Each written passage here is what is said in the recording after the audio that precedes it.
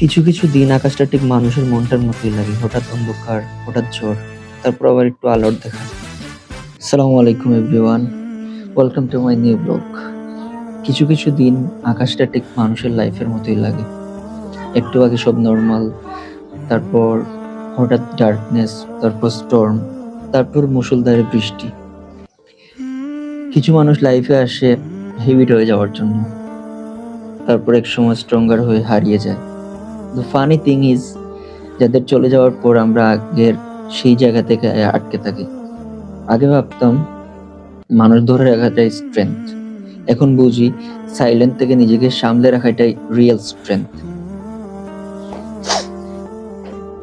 Everyone says be strong, but nobody talk about how painful it is to heal alone.